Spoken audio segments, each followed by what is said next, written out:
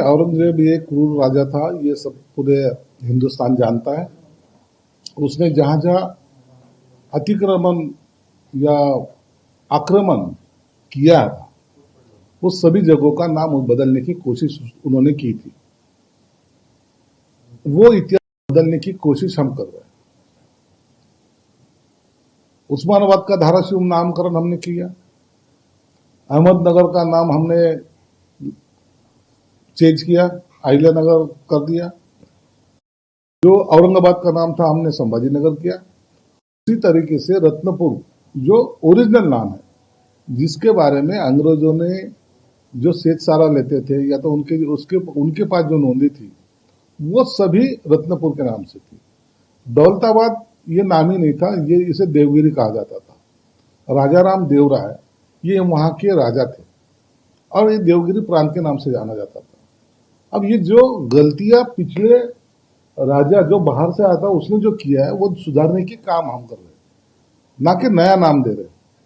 और जिनको लगता है कि खुद के बाप का नाम बदलना चाहिए तो उन्होंने उनके बाप का नाम बदलना चाहिए।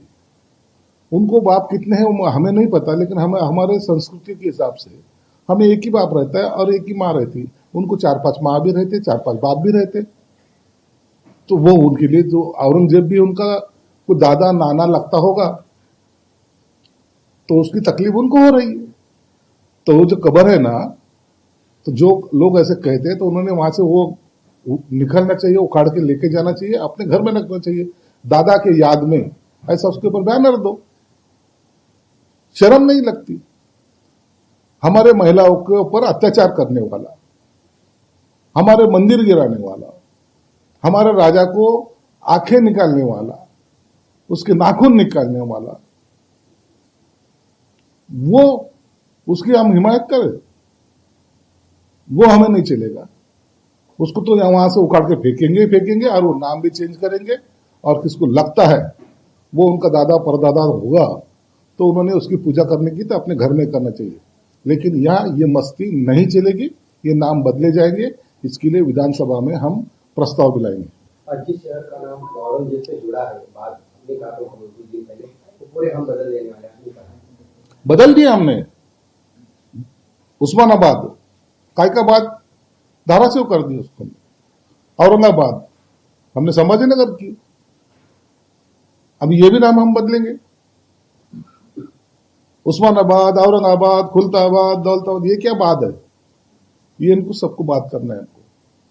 और फिर से ये राज्य हमारा है, ये देश हमारा है। कोई राजा आएगा उधर से आक्रमण करेगा और उसका नाम यहाँ रहेगा। हमें किसी भी बुरी निशानियां यहाँ नहीं चाहिए। आप देखो अमेरिका ने लादेन को मारा है, कहां डाला उसने? समंदर के बीच में है। कोई कबर उसकी? कसाब जिसने यहां बॉम्ब स्फोट किया है उसकी कबर?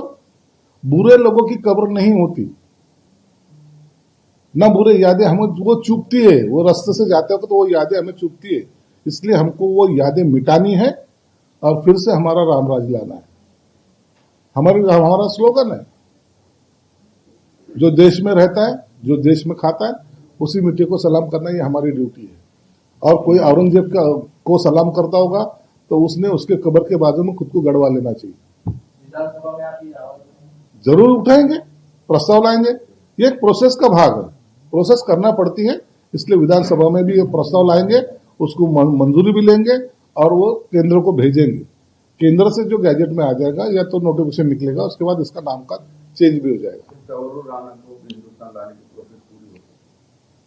तरूर राणा को हिंदुस्तान लाने की प्रोसेस 26/11 का मास्टरमाइंड। तो वो लाएंगे ना। जिसने यहाँ आके बॉम्ब स्फोट किया है, यहाँ के नागरिक को मारा है, मरने वाले कौन सी जात का किसी ने देखा है? उनकी हिम्मत कैसी होती?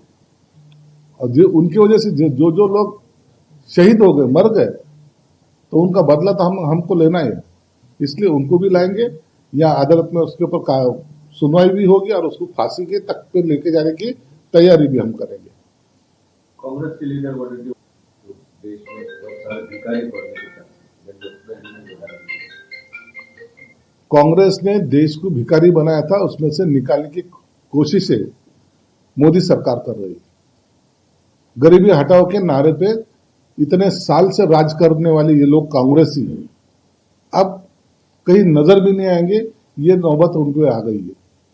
लोगों को समझ चुका है कि ये गरीबी हटाओ के नाम पे अपने को हटाने की कोशिश कर रहे हैं। ये अंग्रेजी की दूसरी औलाद है। जो तोड़ो जोड़ो की नीति करते थे वही नीति कांग्रेस अपनाई थी और इतने सालों से वो राज कर रही थी। वो सभी बातें अब मोदी सरकार ने खत्म कर दी। अब मोदी का नाम चलेगा और मोदी साहब का नेतृत्व में ही ये राज्य और आगे, ये सरकार और आगे जाएगी। वीके न्यूज, राष्ट्र के नाम।